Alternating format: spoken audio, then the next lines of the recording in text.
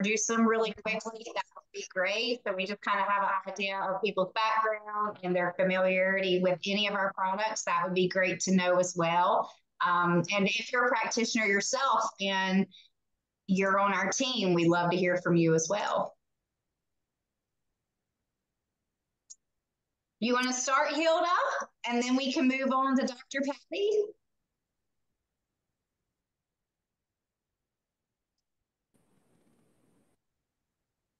Sometimes it gets stuck.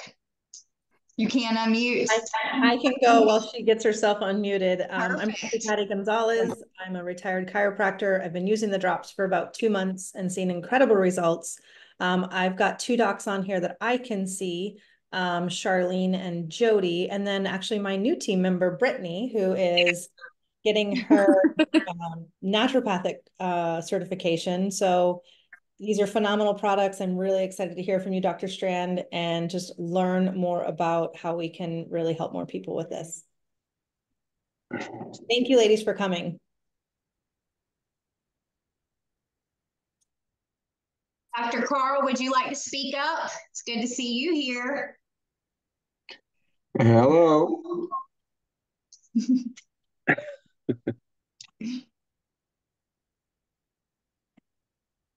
Where are you at? What kind of, can you want to give us a little bit of background if you don't mind? Yeah, so I'm retired, but I've always been interested in the wellness movement. So that's what I'm spending my retirement doing now, is just getting involved with it and learning all about it. And these drops I'm very interested in, and using them myself, and have seen some results. So I thought I'd join this. Well, thank you. Zoom meeting. You're going to learn from the best. Excellent. Is there any other, Susan, that you know that's on here? Yeah, Kevin's on here. Kevin, you want to introduce yourself and anybody that you invited? Yes, my name's Kevin Kennedy. I'm a naturopathic doctor in Oklahoma City and also an NAET practitioner. And I have a friend, Dr. Amanda Sadler. She's an MD. And Amanda, I'm probably going to like mess this all up, so you can jump in and fix all my mistakes. But Amanda's an MD. She's a sports medicine doctor, but also a functional medicine practitioner. And she is at this amazing medical clinic that we have at the University of Oklahoma in Norman.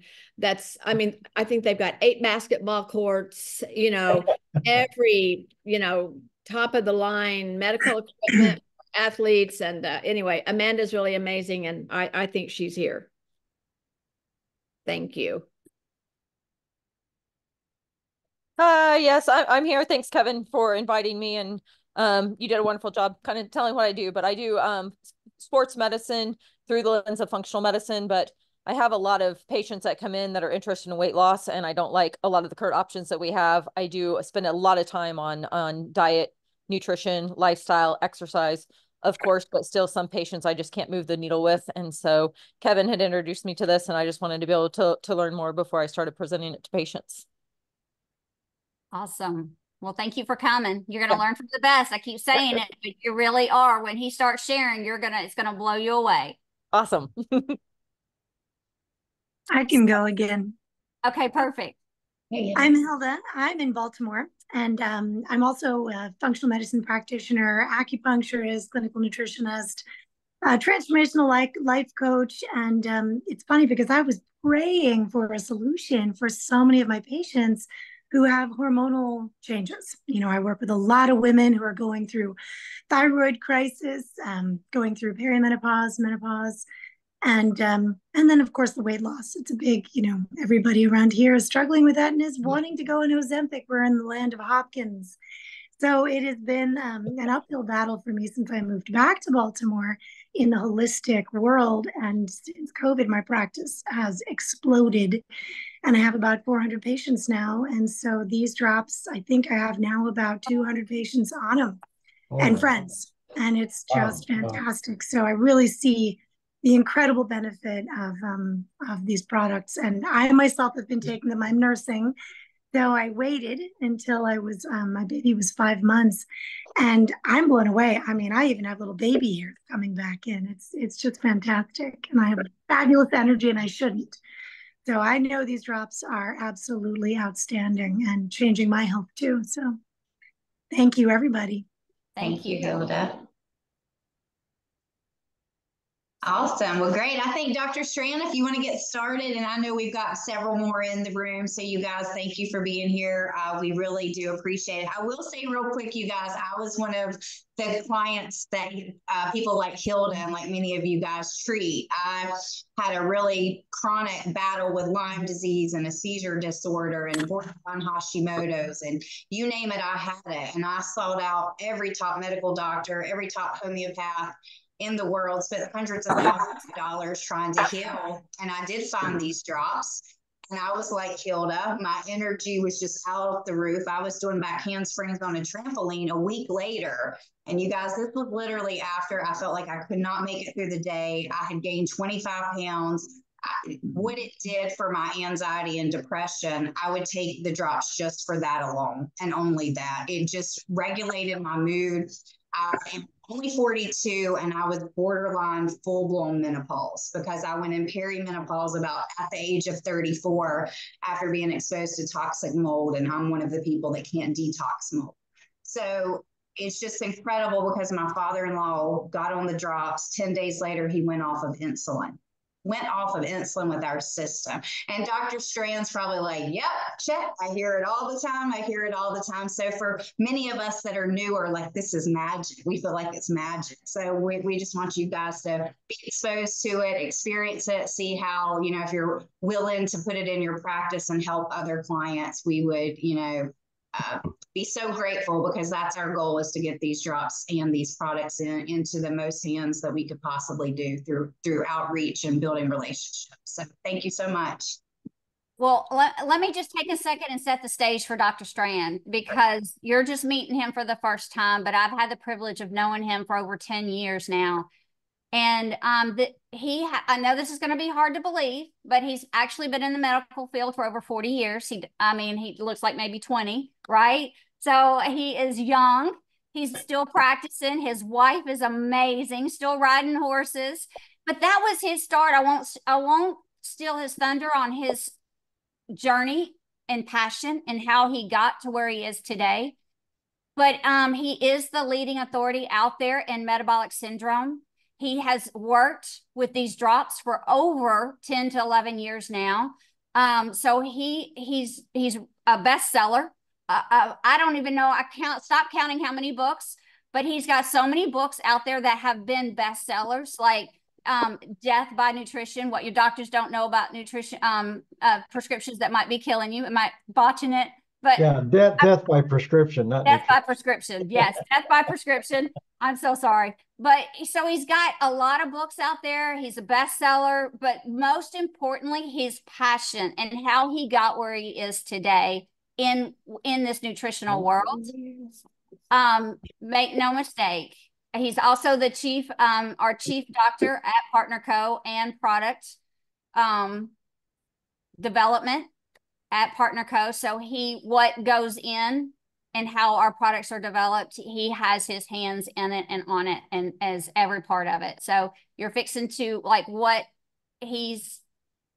Partner Co. is about and why he chose Partner Co. And how it all came to be. So I'm so privileged and honored, and I'm so glad that you guys are getting to hear from the best of the best out here. Well, I appreciate that, Ashley, and I'm really just trying to see what everybody's interest is, and it seems like it's in weight loss, the drops, the metabolic syndrome. I'm going to explain to you, but I really started in 1995 studying this. I've gone through what many of you experience with my patients.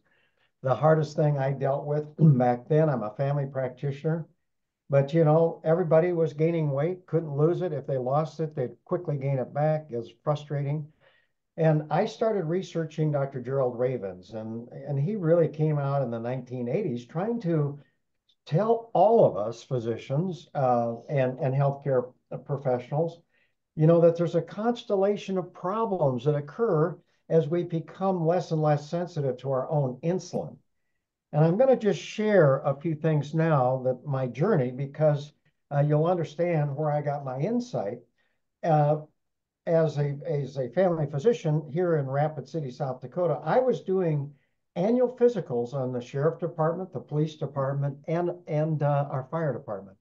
So I had done that for 25 years when this all occurred. And so what happened is I had physical exams, I had laboratory data annual on every one of these people, and there were men and women, but the majority are men. But what was interesting is when I started to listen to Gerald Ravens and see the changes, and I'll share this with you, I could see the small changes, and you just don't wake up one day and you're diabetic or pre-diabetic. It takes years to develop, and people don't understand this. But when you finally tip over into this abnormal metabolic state, you just can't lose weight effectively. And in fact, if you're able to lose weight, you gain it back. You got to correct the underlying problem, which was insulin resistance. That started my 5-year journey. I had 2 nurse practitioners I worked with, and I brought it into my clinic, and we started initially just, I would diagnose prediabetes because I understood it. At that time, it would start out be called Syndrome X and the metabolic syndrome, and then prediabetes. It's all the same thing, just different names. And so what we would do is I would work with them, and I would identify it. I would go ahead, and we started to see patients, and I give them a choice. And as people know, it's hard to convince some people because it takes patient motivation. The most difficult thing you do. And we found out that we had to have some accountability as we taught people the principles I'm going to share with you tonight. And what happened was we just had wonderful results. I mean, the results were so fantastic. It led to 3 different clinical trials, all under an IRB. And the last one was the one we published. Was Dr. Holly Wyatt at the University of Colorado, who actually used my program. I put it online so we could use it in these clinical trials. And we saw wonderful results. And I'll share some of that.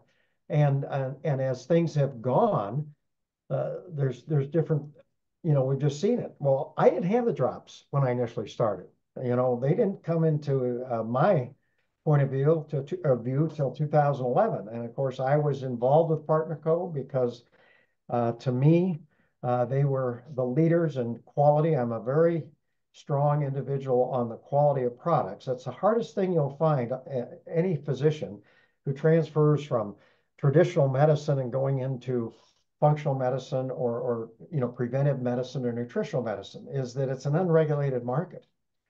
And so, unless the company itself is going to, make high quality products, they're not required to. And there's a lot of hype out there, but basically I went to PartnerCo after looking at it and found out that all the products were developed in a FDA registered facility. They not only produced pharmaceutical grade nutritional products, but they were also licensed to manufacture over-the-counter drugs. They would take their products and turn them over to third party because a lot of people make claims. NSF is one, Consumer Lab, USP. These are independent third parties that document what PartnerCo says about their product is true. And there might be 2 or 3 other companies that even try to do it. And so that brought me on board. And of course, when I was going through this, I probably in my little practice have found that I've reversed over. Now, I know this is being recorded. I'm going to do a disclaimer. This is for educational purposes. Normally, when I talk to physicians, I can really tell people what's going on and what I see. It's always hard because we can't make claims in PartnerCo. So this is educational. But I did see people improve, and I will share that as we get going. But I'm going to start sharing my screen if that's okay. I think I can do it here. But now that I am, I'm just going to I'm going to share this. I've done this before, but I'm going to just start because everybody seems to be interested in balancing hormones. But I want to clarify what we're doing in regards to this. But, I want the practitioners out there, whether you're in, have to realize that 2/3 of the adults and 1/3 of our children are now considered to be either overweight or obese. And 30% of the Americans are trying to lose weight. Another 30% are trying to maintain weight. Americans alone spend over $30 billion each year on diets and weight loss programs. But when you look at the regular medical literature, not the hype that you see, if they're able to lose weight on whatever diet it is, 2/3 of those who lose weight on diets will gain it back within a year. If you go out 2 years in these studies, 98% gain the weight back and more. So diets fail 98% of the time. So, my involvement is I did not want to develop another diet when I got involved with any of these people in my experience in my medical practice. So you should ask yourself, why don't diets work? Well, it's pretty simple. They're a short-term solution for long-term problems. And the majority of these diets are imbalanced, not healthy. I appreciated some of the comments from some of the healthcare practitioners of, they're looking for something that was, sustainable, doable, that was not just a joke. But here's the thing. Diets do not tackle the core issue in over 90%, 85, 90% of the problems. I'm not going to negate there is some emotional eating problems out there that account for some major weight gain, but it's insulin resistance. So insulin resistance, is the cause of over 80% of obesity in the US and Canada, and many individuals who are younger and have put on 10 to 20 pounds of unwanted weight usually have not tipped over, but I call them insulin abuse.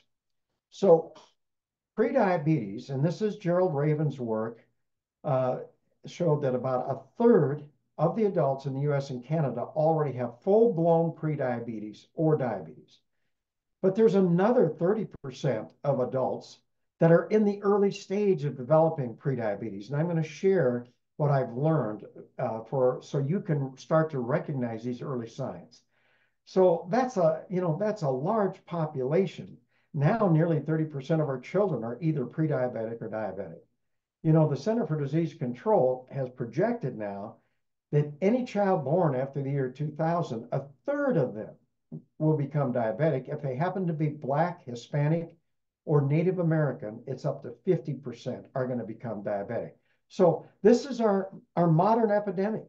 And we know the complications of diabetes when our patients have to deal with. So for those you may know and not know, but prediabetes, what Dr. Gerald Ravens has done is he's added different things that they're showing are related. The underlying root problem is insulin resistance. It's central weight gain.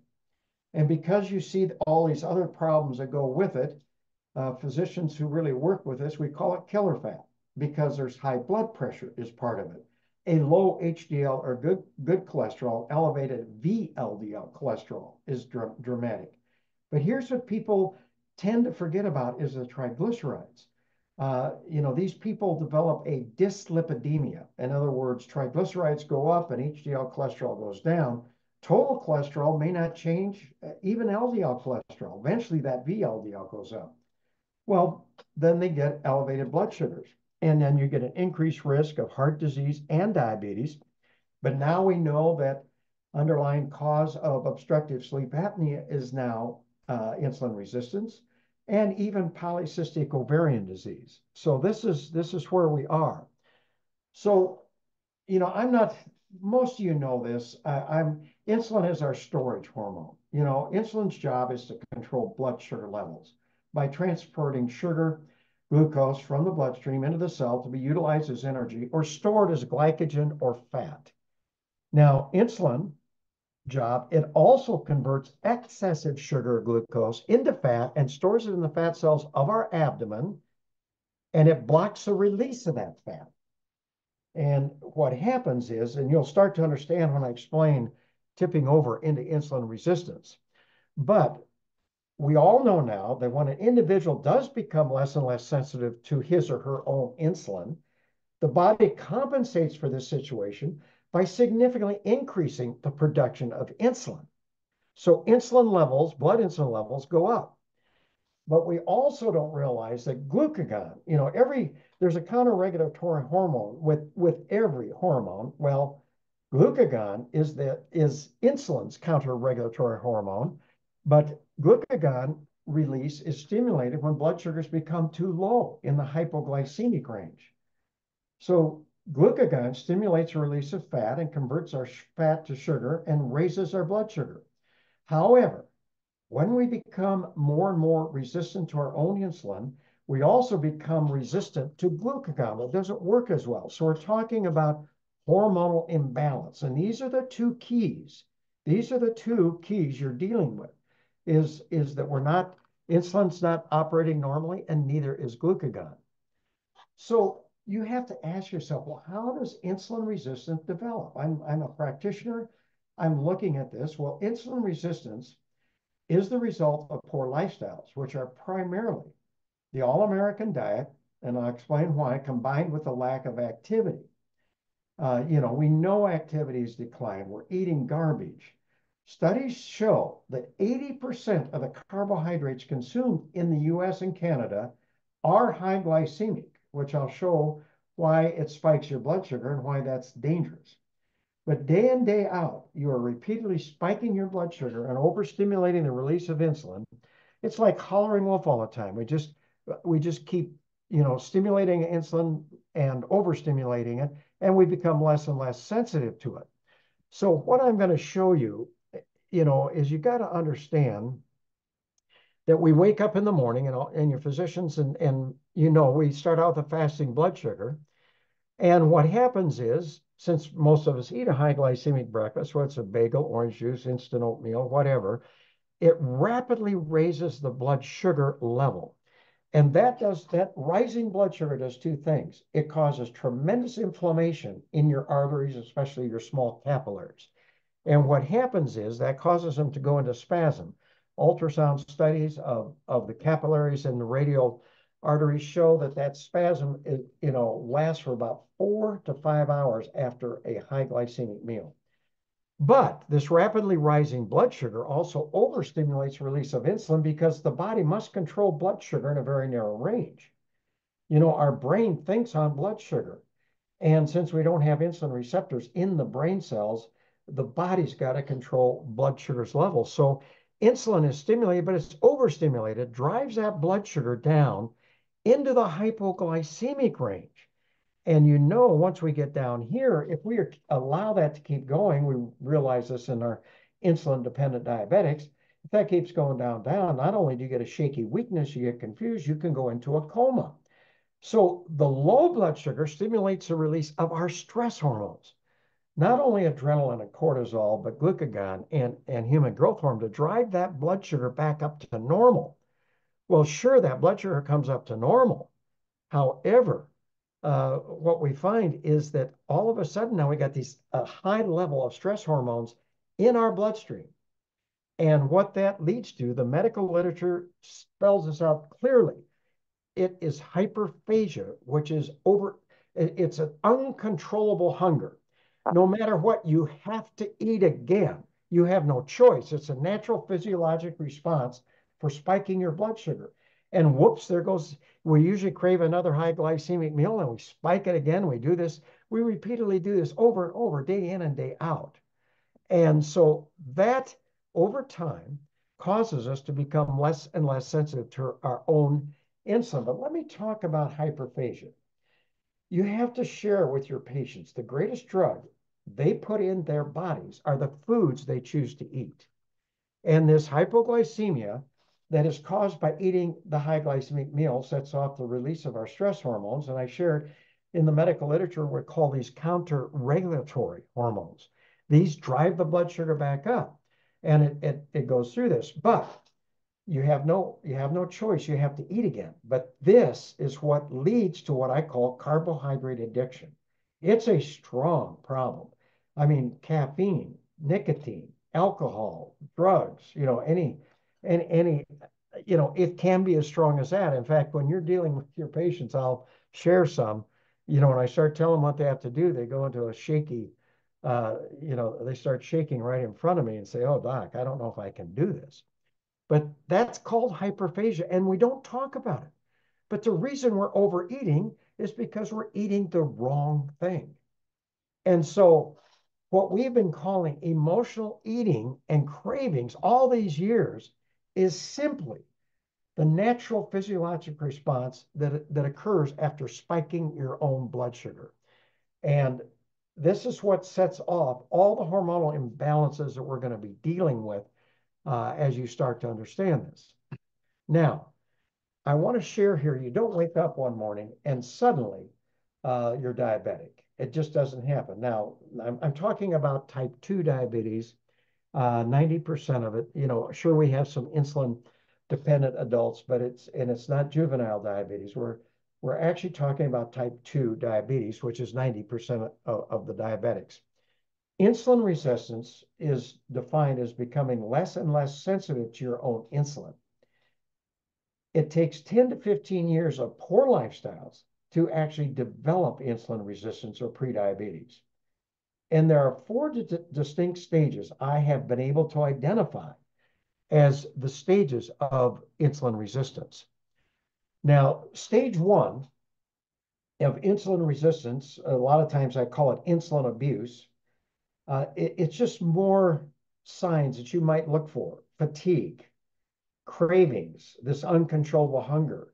They get patterns of nighttime eating. They crave food at night. They start having an expanding waist size. And of course, they come into me and they'll come into you because, gee, I've tried this diet, that diet, I can't lose weight. Their blood pressure starts to go up. Remember, we used to think 140 over 90 was good. Now we're starting to say, gee, we want the blood pressure under 120 over 80. Well, that's because we're seeing these small changes occur and we know where it's going. So just seeing even 130 over 86 or 90, you become concerned. Now, fasting blood sugars, we didn't worry about those over 125 milligrams per deciliter, but now we know we get concerned when it gets over 90. So those are some of the signs that you may see with someone in stage one, insulin resistance. Now, stage two is really pretty well defined. And I've written about this and I'll share my books and stuff like that. But what we find, you can have an isolated low HDL cholesterol. In men, we get worried when it's under 40 milligrams per deciliter. Women, when it gets less than 50. And that may be the only sign you see. But the next thing you start to see as you follow these people, and this is what I saw in the firemen, the policemen, I could go back and look at their lab work, from years and years and even decades before. And I could see these small changes occurring. Well, they have increasing levels of triglycerides. The triglycerides go up. But what I found, everybody seems to have a lipid profile. And what you want to do, drawing blood insulin levels is expensive. It's not as, I don't think it's as standardized as you would like. So what I've done is I divide their triglyceride level by their HDL cholesterol. Everybody, just look at it, you'll see it. If it's greater than 2, they have tipped over into at least stage 2 insulin resistance. Now, as we go, it gets higher and higher and higher. Now, in insulin abuse, a lot of times you don't see this happening. But when you start to see this HDL or triglyceride divided by HDL cholesterol getting greater than 2, they have tipped over into insulin resistance. A lot of times fasting blood sugars are now greater than 100. And like I said, your blood pressure is greater than 130 over 85. But one thing you'll learn is we start measuring the waist size.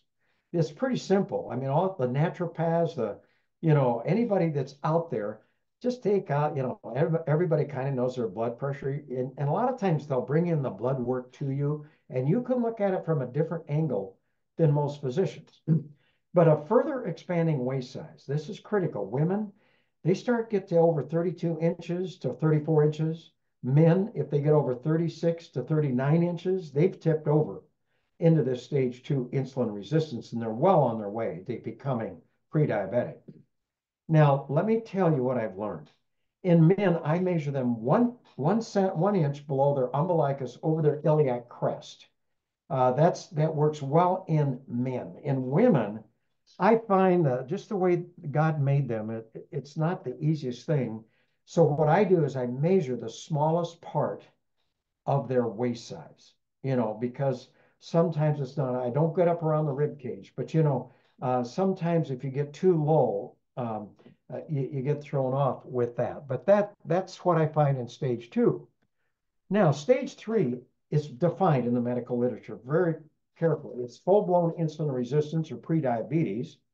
A patient has to have 3 or more of the following. In fact, I'm reading studies now that if you even have 2 of these, you can be diagnosed with prediabetes. But it's a high blood pressure greater than 140/90, a waist size in women over 34.5 inches, and in men over 40 inches. The third thing would be elevated triglyceride level greater than 150 milligrams per deciliter, a low HDL in women, of course, less than 50, men less than 40. And then you'll see I find a triglyceride HDL ratio is usually greater than 4. So it's going up. It'll go up to 4, and then it goes up to 6. A year later, it might be 7 or 8. You just see it going up. And a fasting blood sugar over 100, but especially over 110. Now, if you have 2 or 3 of these, the people don't have all of these. They may have, they may have one. Some don't even gain weight, but it's there. So that gives you what is considered stage 3 of insulin resistance. Now, stage 4 is diabetes itself, type 2. So when a patient develops stage 4 of insulin resistance, they have become diabetic by all our definitions. They have met not only the full criteria of the stage 3 that I just went over, but now their fasting blood sugar or their 2-hour postprandial blood sugar is greater than 125. Their hemoglobin A1C is greater than 6.5%. And here again, if you do have a hemoglobin A1C, notice that the prediabetes level is somewhere between 5.7 and 6.4. Now, most labs report a hemoglobin A1C less than 5.7 as being normal. So stage 4 is being diabetic itself.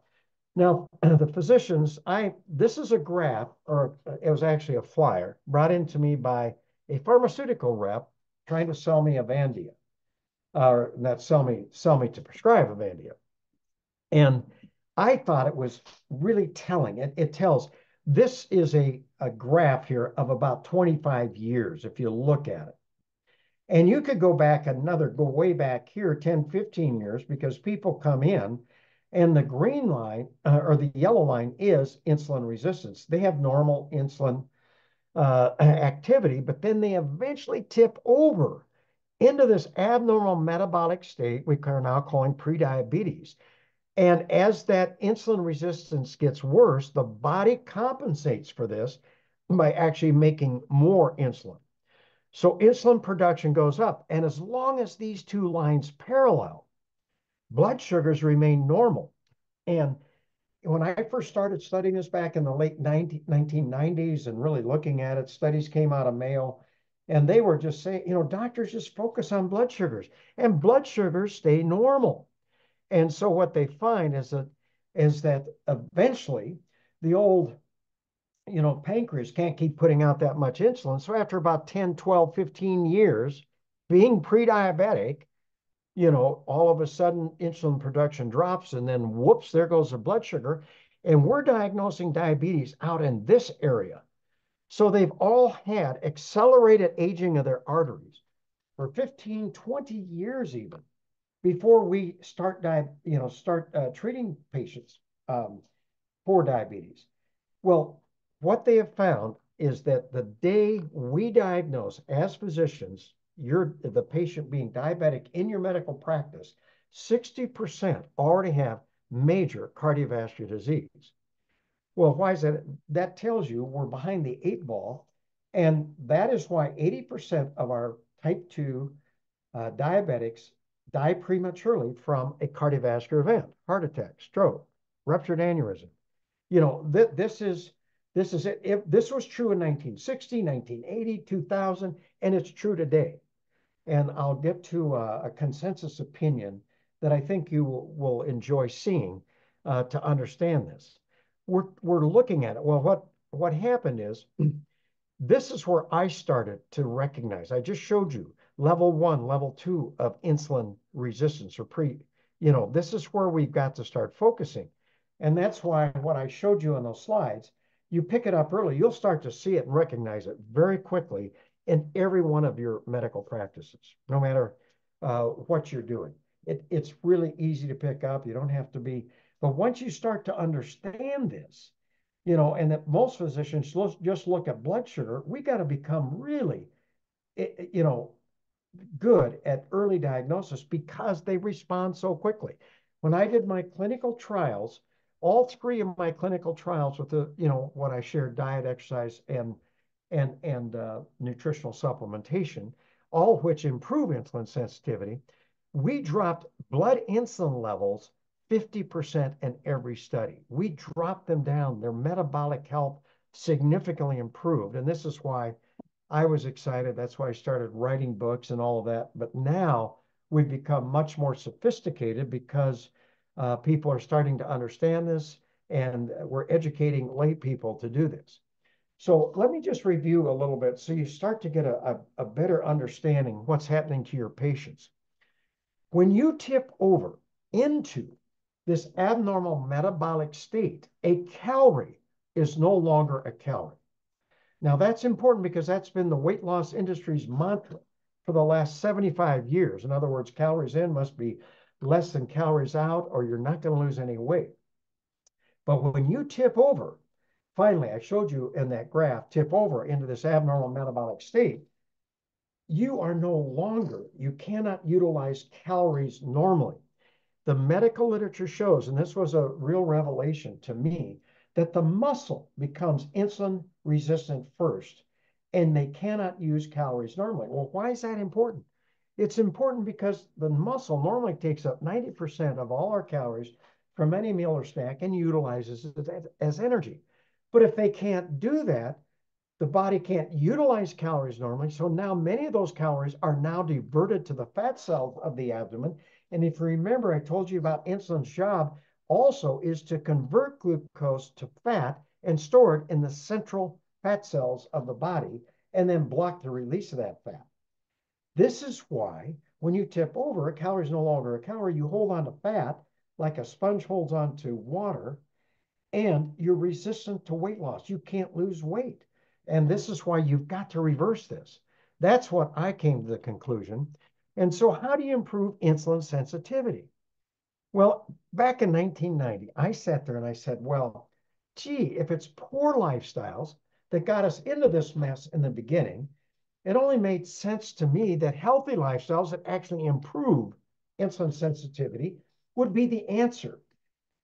And I studied the medical literature for 3.5 years before I wrote my book, just studying everything I could in mainstream, the JAMA, the Lancet, the New England Journal of Medicine. This is where these studies came from. It's out there.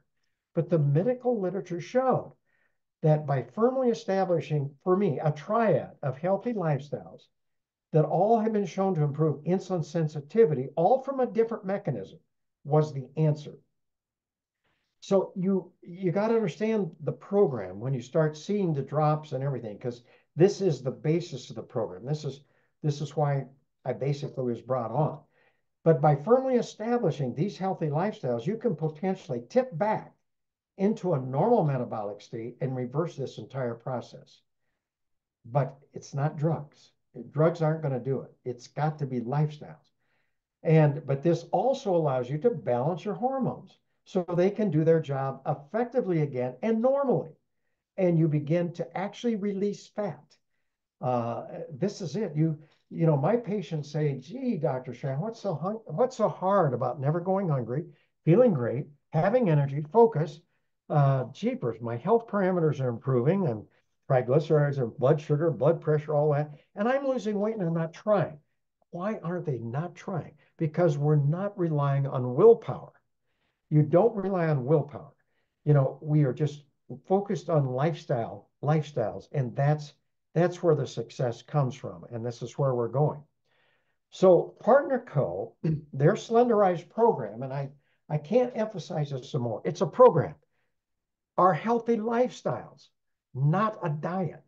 I mean, if we treat this as a diet, or you're going to take the drops as magic pills, just like they do Ozempic, I'll tell you, I've been through it. I've been through fen-phen. I've been through I started back, with the amphetamines. I had, when I was in medical school, that's what we did. I mean, everybody was taking all this stuff and staying up all night trying to study and losing weight. I mean, I've been through it all. They're not effective. They gain the weight back. Ozempic will be the same. We're going to find out that, this GI paralysis they're getting, the dysautonomia, it's going to be major. And that's what always happens. Fen-phen, I would not prescribe it. And I lost a lot of people. I mean, I was strong about it. But, then Mayo Clinic came out with a study that if you were on fen-phen for over 3 months, you had a 30% chance of having heart valve damage. It's crazy, but we're going to, all these drugs. I wrote the book Death by Prescription. And the main thing, I wasn't against drugs, but I just wanted people to realize that the day the FDA releases a drug to the public for use, they know less than half of its adverse side effects. Well, how do you find out the other 50%? Well, it's I had a chapter in there that I called the Great Clinical Trial, and that's what's going to happen to Ozempic. You find it out over time. Of course, the big pharma is great at misrepresenting. I don't want to say lying. I mean, but they're not honest. They're out to sell drugs and make money. So here's the 4-part comprehensive healthy lifestyle, and I'll explain. SlenderX and Accelerate. I've added now to a healthy diet, one that does not spike the blood sugar, adequate water intake, moderate exercise. I know we've got a sports physician here, and I used to be a half miler in college, and I ran a lot. I ran a lot in my life, and but I'm a big fan of Kenneth Cooper. And Dr. Cooper coined the term aerobics back when I started medicine in the 70s. And he really, he was my hero. But he wrote a book that's called The Antioxidant Revolution, if you want to go back and look at an old book. And it really showed that modest exercise is fine. And we have tremendous benefits, including improving insulin sensitivity. But if we over-exercise, it can be dangerous to our health. And that's why he wrote the book. But then nutritional supplementation, and I'll share each one of these. So let me just talk to you. What is a healthy diet? And I'm being very brief here because I've got books. I've got a lot of these Zoom calls that have been recorded where I talk about it. But a healthy diet is defined as consuming those healthy, low glycemic carbohydrates, the good fats, and good proteins. The body needs all of them, but just like we found out there are bad fats and good fats, there are good proteins and bad proteins. There's there's good carbohydrates and there's bad ones. These are all primarily whole foods that have not been processed. What you'll learn, the enemies are the highly processed grains and the almighty potato. And so what we find is that the more man processes these grains, the more it sets up that the body can absorb the sugars from those grains faster. And so if you take let's say you soak whole oats overnight and you eat them in the morning, it's a low glycemic meal. If you have slow cooked rolled oats, that's a medium glycemic index meal. But if you have instant oatmeal, it's high glycemic. The more man processes, the worse it is. The apple's better than applesauce. The applesauce better than apple juice. The apple juice is better than the sweetened, diluted apple juice. Stay on the outside aisles of your grocery store. Don't go for the processed food. But that's what you have to understand. So there's a concept, and this is David Jenkins' work out of the University of Toronto. But he started to look at foods, and determine their glycemic index. And he gave glucose a glycemic index of 100. Well, then a baked potato is 85, cornflakes 84, bread 70, actually white bread 71, wheat bread is 70. But look at table sugar. it's 61. Well, you know, we always think table sugar is the worst thing. This is what we do. The peach is 28, sweet cherry is 22, black beans 20. So they're very low they're not going to spike your blood sugar down here, but these foods will.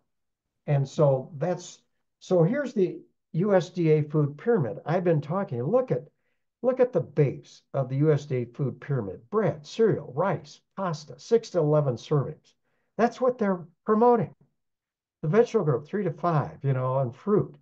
You know, then we get this, but look at what's used sparingly. Fats, oils, and sweet, sugar. But what I'm telling you, and I'm a nutritionist at Harvard, all of this, they've written books and they said, this is the way the food pyramid should look. You know, this is the diet we're talking about.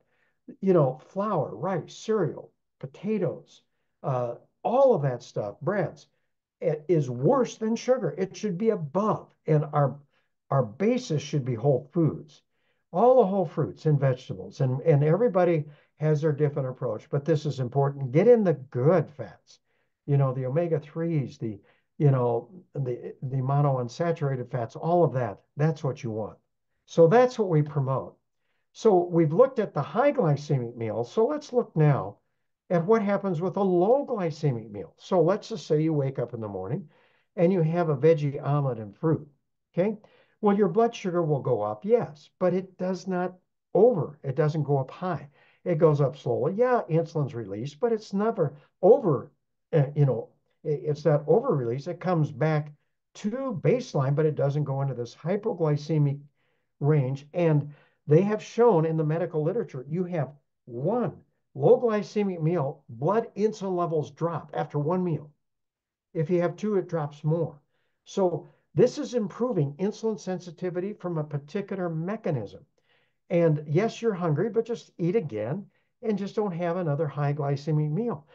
Now, it takes 5 to 10 days normally to get out of this carbohydrate addiction. If they're really bad, I've had them take up to 3 weeks, but they will get out of it. But what they have shown in the medical literature, that if you spike your blood sugar one time and you set off this uncontrollable hunger, it lasts for 2 to 3 days after one meal that was high glycemic. You know, you just can't, you don't want to cheat on this program.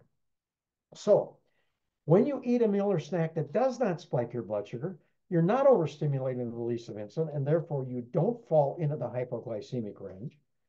After eating just one low glycemic meal, your blood insulin levels begin to fall, and your glucagon becomes more effective in releasing fat. That's your fat releasing hormone is glucagon. You want it effective.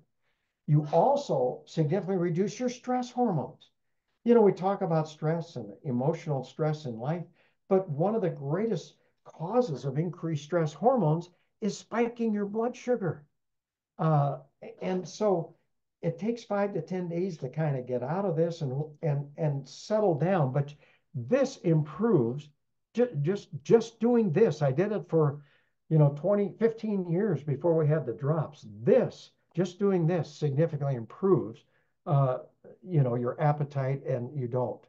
Now, sex hormones, estrogen, progesterone, and testosterone, we really don't know their effect. We do know, though, that polycystic ovarian disease seems to be, which is a major cause of infertility, is a result of underlying insulin resistance. Now, no one makes claims that the drops affect this, but we got all kinds of stories, but it's not been studied. We don't know. But we do know that when you get pregnant, I did OB for 21 years, and we always check blood sugars. You know, check for diabetes mid trimester, just to, you know, see if they're becoming gestational diabetes. Well, even if they were normal and they didn't have it, I had many of my gals who were pregnant were gaining 40 to 60 pounds, and they had big babies.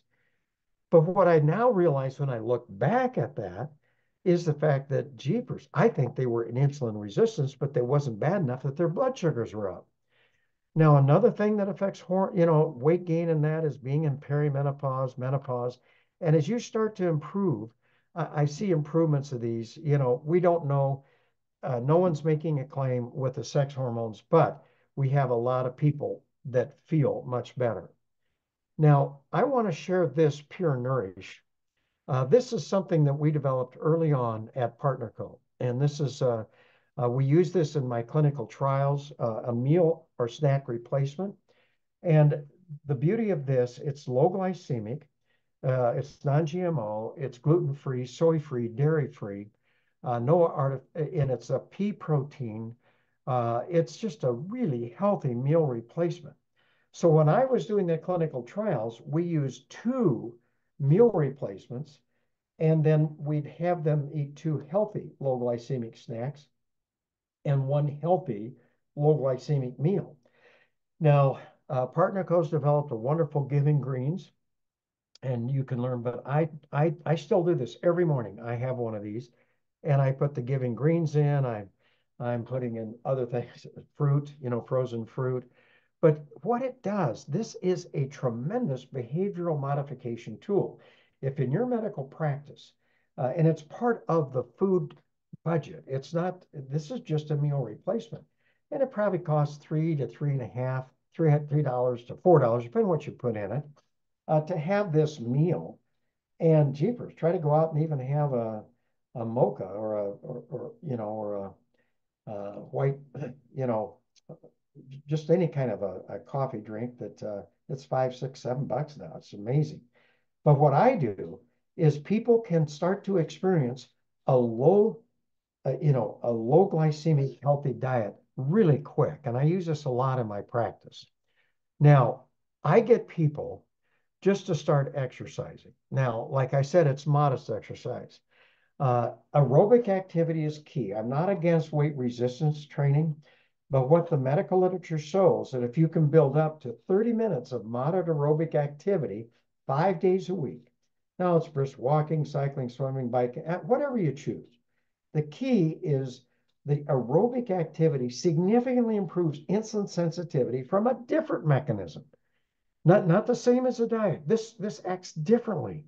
So now you've got 2 lifestyle changes that are helping you improve insulin sensitivity. The only thing the body cannot handle is inactivity. Okay. Now, the other thing that the medical literature shows that nutritional supplementation improves insulin sensitivity. And one of the frustrating things you're going to find is that when they study nutritional supplements, they study them a lot like drugs. They'll study 1 nutrient at a time. They'll do a study on magnesium or vitamin D or vitamin C. And the amazing thing is even doing just 1 of these nutrients, I would say 80+% of the studies done show a health benefit. But I focus strictly on improving insulin sensitivity. Vitamin C does supplementation, vitamin E, grapeseed, magnesium, chromium, vitamin D. All of these improve insulin sensitivity, again, from a different mechanism. And when you combine them, and I'll share with you, I believe in a concept called cellular nutrition. Even though they study them individually, I promote it to my patients as part of a healthy lifestyle, along with a healthy diet, along with modest exercise, to take nutritional supplements. I recommend cellular nutrition, which provides all of the essential nutrients to the cells at their optimal or advanced levels, not RDA levels. And these levels have been shown to provide a health benefit in our medical literature. That's what I study. That's all my references. That's what I do. So that it's not just hocus pocus. This is in our medical literature. It's just that Big Pharma isn't going to go out and promote a study on vitamin E or vitamin D. They're out to sell drugs, so we don't see much of it. Now, MOA, I know that a lot of the people are using MOA and they love it. Some people, hey, that's great. It's loaded with antioxidants, and I like my patients to use both. I like the Optimal M, Optimal V, because all of this is put in 2 bottles, and we know the minerals are important in insulin sensitivity. So what I noticed then as I've added SlenderX and Accelerate is that not only do they improve insulin sensitivity, but they allow my patients to accomplish these goals that used to take me 12 weeks. They get it done in 6 weeks. They're losing weight twice as fast. They're just, it works great. So I'm going to just tell you Slenderex is a homeopathic supplement, and I don't know how some of you out there are probably very familiar with homeopathy, but what they did, and when I was with Partner Co, I was there when we brought the Slenderex and Accelerate in, and I got to talk to the homeopathic physician who put this together. But it's basically 10 ingredients. Several of the homeopathic ingredients improve insulin sensitivity, again, from a different mechanism. They improve both insulin and glucagon. Others suppress your appetite. Others increase your metabolism. You're going to see that. Others decrease stress and anxiety. And now Accelerate works with that too. And so this actually improves mood, stress, and others in there actually decrease your desire for sugar and these high glycemic carbohydrates. You know, it's discipline in a bottle is one of the chiropractors I work with said, and I think that's true. People that do this and they add Slenderex and Accelerate, it's a difficult thing to change lifestyle habits. And so that's what you find. Now, Accelerate not only contains high doses of vitamin B12 for increased energy and metabolism, but they contain two very solid Ayurvedic herbs, ashwagandha and rhodiola. Now, these help reduce stress, and they have a major calming effect. I'll tell you, you hardly talk to anybody that starts these that doesn't notice a calming effect, improvement in their mood. You know, it's amazing. I've actually, in my practice, you know, I deal with a lot of bipolar, manic depressive, this and that, and over the years, they don't want to quit the Accelerate, you know, even when they've reached their health and weight goals. I mean, it's just that effective. So you combine these, Accelerate and Slenderex, and you start not only supporting and balancing your hormones, but it also helps your mood, it helps your energy, decreases your appetite as it improves insulin sensitivity.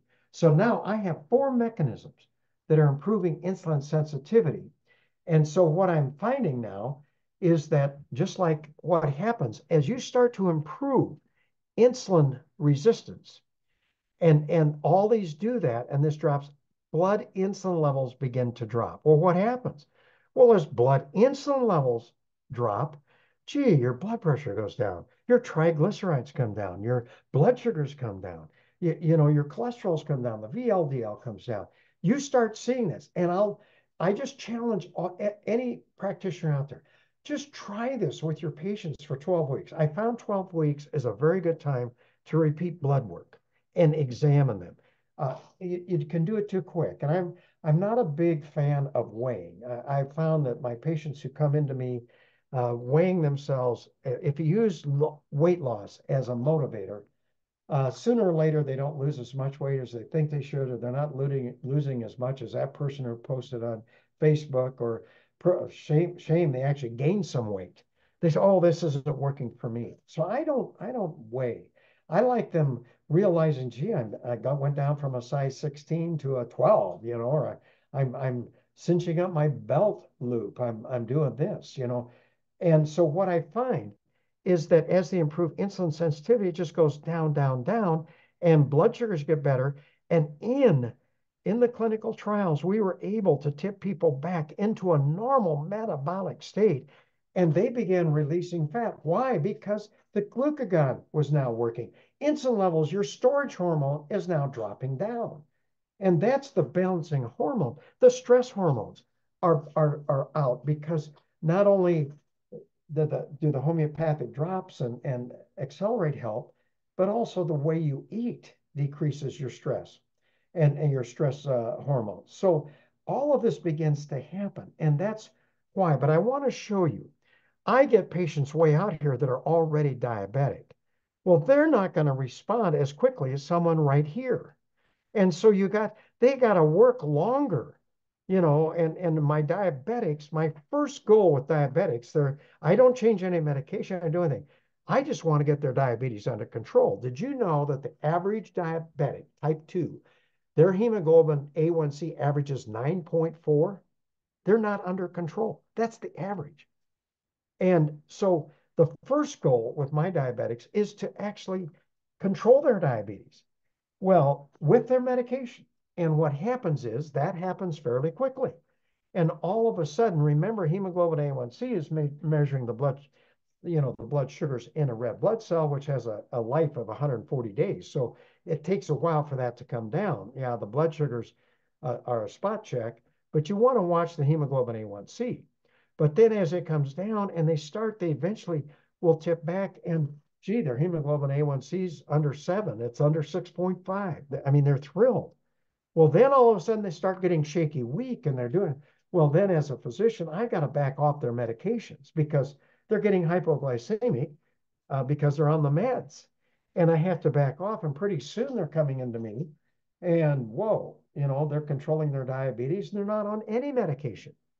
And then you go another 5, 6 months and they come back and their hemoglobin A1C is 5.2. And I do a glucose tolerance test and it's normal. And I'm sitting there, you've reversed your diabetes. And people say, oh, you can't do that. Oh, yes, you can. And we see it all the time. And that's, now I'm not trying to make, it just happens, and you as physicians, you're going to see it. You're going to see things you've never seen before, not on any drugs or anything. And that's what's exciting.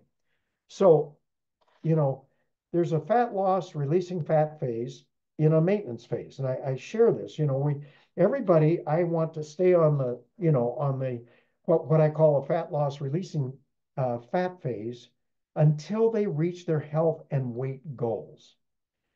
You don't want to quit it too soon because they quit losing. So they've got to get through that carbohydrate addiction, continue the fat releasing phase, which is avoiding all bread, flour, rice, cereal, pasta, potatoes, all of that stuff, and eating whole foods. And everybody's got their food list. I'm not out here trying to say this is better than this or that. Some want to avoid dairy, some want to avoid this, and they're having wonderful success. And they're figuring it out. But then once they've reached their health and weight goal, they can reintroduce, and we teach them those healthy, lower glycemic breads. The Ezekiel bread, the sprouted breads. They have a glycemic index around 55. The rice, Uncle Ben's long rice, or basmati rice. Now, I went over and I was speaking in Malaysia several years ago, and it was during Ramadan. And after I got done with all talking to them, I was talking about 40 physicians. They came up and says, why do we have so much diabetes in Malaysia? And of course, I didn't know the answer. And I knew they had to have something in their diet. And they said 10% of our population now are diabetics. We can't get enough dialysis machines. We got to go to Hong Kong in the black market to get them. And I says, well, what kind of rice do they? Said, well, we eat tons of jasmine rice. Well, I told you glucose is 100 glycemic index. Jasmine's rice is 115. It's worse than glucose. And you just start to see it. But there are healthy rices, there are healthy cereals. The red potatoes are lower glycemic. Sweet potatoes are lower than that. And yams are in the 20s. So you teach people they can have this, but you continue firmly establishing those healthy lifestyles so they just become part of your life. Now, with my diabetic patients, I can explain. I would initially have wonderful success, but if they didn't, if I could get my patient to make one of these lifestyle changes, I saw some improvement. If I could get them to do 2 of the 3, diet, exercise, and supplement, I saw a little bit more improvement. But if they did all 3, the results were simply phenomenal. And if I started to see a loss of something, well, I think they quit something. But then when I added SlenderX and Accelerate, all this happened twice as fast and much easier for my patients. So that's there. So you know this in medicine, one of the toughest things is getting people to make healthy lifestyle choices. It takes patient motivation. Like I said, you got to warn people. It takes 1 to 3 weeks to get out of this carbohydrate addiction, and if they cheat, they can set off that uncontrollable hunger for 2 to 3 days afterwards.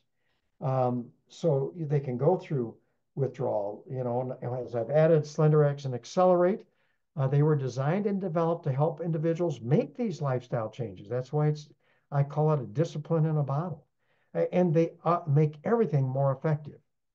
So here's one thing I found, and I want to share this with you. This is very important. When I first started doing this in my medical practice, I had a nutritionist come in on Tuesday and Thursday nights and teach my patients the diet, the exercise, all of that. And they just heard that's what I did. And then I'd see them back in 12 weeks and I asked them, how's it going? Oh, they loved the program. They thought it was great. They couldn't believe uh, everything I was telling them. They were believers. But then I'd check their blood work.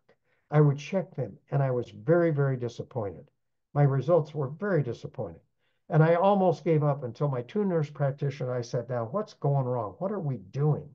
Why aren't we having success? We're following everything. Then I started, they said, why don't we have our patients write down everything they eat, how they take their supplements, now the Slender X, what they're drinking, every meal, how they're exercising, and put it on just a simple sheet of paper and a week's and they'll come in each week and they saw my nurse practitioners. And what they did is they would just review it, pick out a few things, and the accountability was there.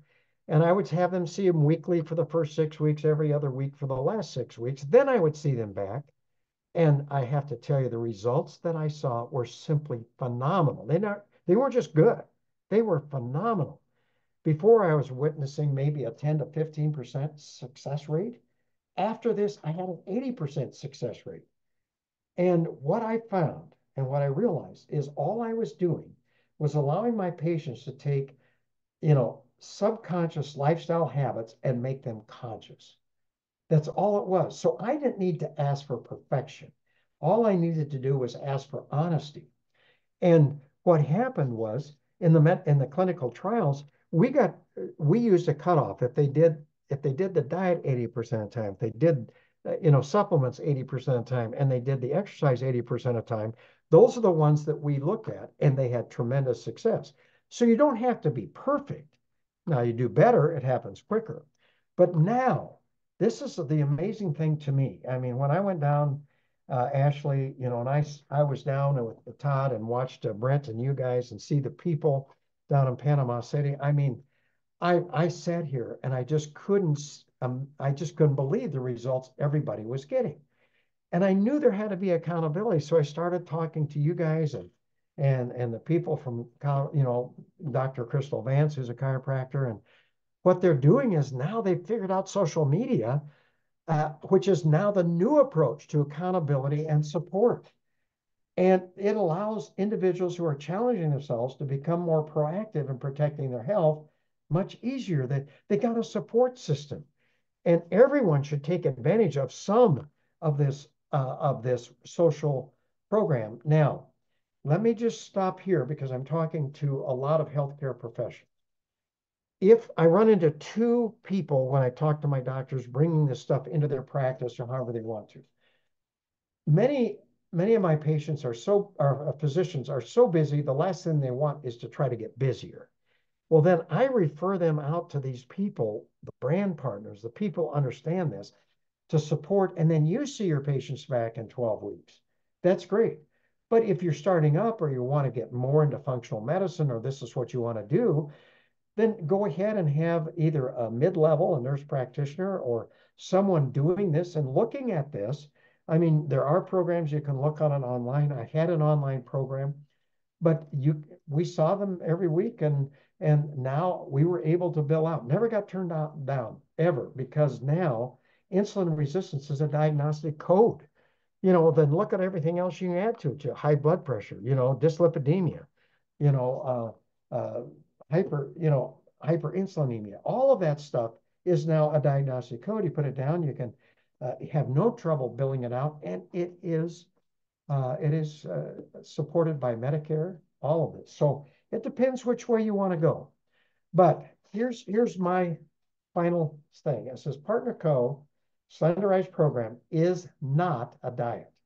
It's a program. It's a healthy lifestyles that happen to have a side effect of permanent fat loss. Now, weight loss is great, but keeping it off is priceless. And for anybody who wants to know, this is my book, Healthy for Life. It's all in here. And you got to become more familiar with other things like like not only glycemic index, but glycemic load. And there's things that, and I go through all of the medical, there's around 30 pages of medical references, but I put this back up as an ebook on Kindle. My publisher finally backed off, and actually they went bankrupt, and so it hasn't. But it's on there. If you just put in Dr. Ray Strand, Healthy for Life ebook on Kindle, I've got it just $7.50. But it's a good reference for anybody who wants to know more. And I think as physicians, you want to know this. But there's another thing I want you to understand. I was doing this since 1995, 96. And I was saying, why aren't we treating prediabetes as aggressively as diabetes? Because when they become diabetic, it's too late. Well, here is the diagnosis and management of prediabetes by the American College of Endocrinology and the American Association of Clinical Endocrinologists. They met in 2008 or 9. And they said, but here's their conclusion. We should be treating prediabetes as aggressively as we do diabetes, because by the time they become diabetic, it's too late. So they looked at the worldwide medical literature, and what did they decide? They said the management of prediabetes involves a set of global treatment measures designed to address its abnormalities and metabolic disease risk. The preferred treatment approach for all of these abnormalities is intensive lifestyle management, not drugs, given its safety and strength of evidence for its effectiveness in improving glycemia and reducing cardiovascular risk factors. And this goes on. Now, I'll send this to Ashley or Susan Frank or some. I think people have it, but I have this. Of course, you'll have trouble finding it. But what happens is this really states everything. And and then just as a reference for you guys, I just want to, the meaningful triglyceride HDL ratio. I just do this as an indirect test for blood insulin levels. As I told you, insulin rises when they tip over. So the higher the ratio, the higher the levels of insulin. That's what it tells you.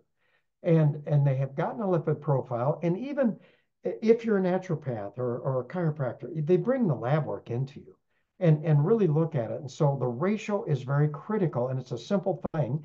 Take out a tape measure. What have your blood pressures been? I mean, it's not too hard to do this in anybody's practice. And there's another huge line of all of these. You may decide to add additional nutritional supplements to your basic slenderized program. And I can go over this another time, but I'm going to quit sharing here now and just let you, if there's any question. I know I went long, but I had a lot of people. I wanted to share. You don't get this many medical people on a call, so I kind of maybe got a little long-winded, but I hope you enjoyed it. That was amazing, Dr. Strand. Thank you so much. Does anybody want to ask any questions here?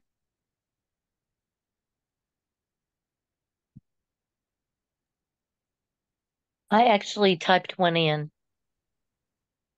Kelly wants to know, are all juices bad, such as vegetable juices? No. Everybody gets worried about, you can get, I'm going to get in trouble probably, but one thing that I found in juicing, it's what you put in. Vegetables are low glycemic. See, I try to keep it simple in my medical practice. I just want to teach people how to eat or drink juices of that they don't spike their blood sugar, because it doesn't matter. And I'm not really, I don't count calories. I don't count grams of fat. I don't count grams of carb. I don't weigh people, because if you learn this, they know it. I mean, anybody that's a diabetic that has a glucose monitor on, they know exactly what I'm saying is true. But fruit, all fruit. See, once you understand glycemic load, for example, watermelon has a glycemic index of 71. Well, you look at that, oh, that's high. You don't want to stick that in. But you look at the glycemic load, it's only like 4. Anything less than 10 is I'll use carrots as an example. A glycemic index of carrots is 49 if you're juicing that. But its glycemic load is 3. What does that mean? You can't eat carrots fast enough or drink it fast enough to spike your blood sugar. Okay? And so that's fine. So I add fruit every morning to my drink.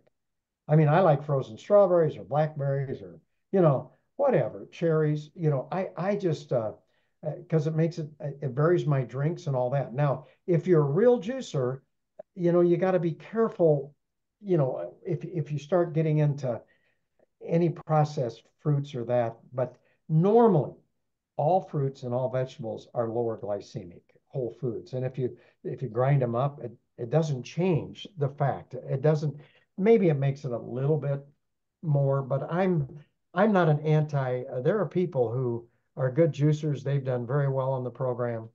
You got to be a little bit more careful, I suppose, rather than eating the whole food, because you're still getting the fiber in juicing. You're not taking the fiber out. So hopefully that answers that question.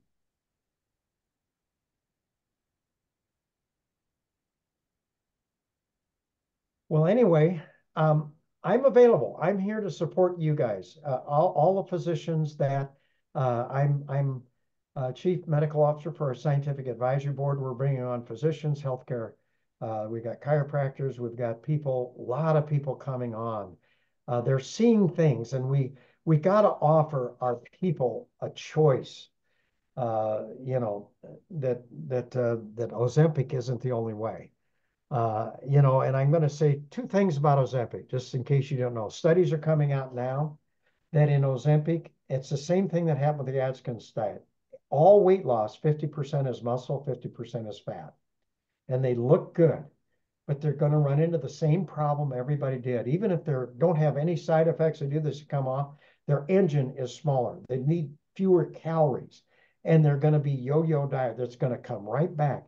Number one, it's hard to afford unless someone's insurance paying. Insurance they're going to cut down on this. They're not going to be paying for this in certain situations. So we've got an alternative that works, that's healthy. And all you have to do is listen to the testimonials, and you'll understand after what I shared with you tonight, why we're seeing those testimonials that they're coming up. And that's what's exciting to me. Weight loss is great, but their health, their improvement of their health is what's dramatic. And I believe, and Dr. Holly Wyatt, that we did the clinical trial with the University of Colorado, she's the endocrinologist that did my last clinical trial with this program, minus the drops, said that, 90% of diabetes should and can be avoided if people did this program. Now, that's so people have a choice. We don't have to become diabetic. We can change the course of health in this country. I mean, and it's happening. So I'm going to end with that. How's that? I love it. I love it. Because, Dr. Strand, you've worked so long with the drops. You've got such the background and the knowledge coming into this. We cannot thank you enough. We so appreciate it. And we can do this again another time, and we can pick up where we left off with another product, or just keep it with the drops, however you guys want to do it. And if y'all have any questions, we can always get it back to Dr. Strand if you think of something later. But we so appreciate everybody's time here tonight, and appreciate Dr. Strand especially coming in and sharing his wealth of knowledge with the drops and how they're coming into changing people's life. And I love the wording is, this isn't a weight loss, this isn't a diet, because that's what's so ingrained in our heads, because that's all we know, right? This is truly a lifestyle change. And we have the community here that rallies around you, and we're just a part of that lifestyle change. So, all right. So thank everyone. Thank you so much, Dr. Strand, and everybody out there. Have a great night. Susan, thank you. Good night. Thank you so much, everyone. Thank you.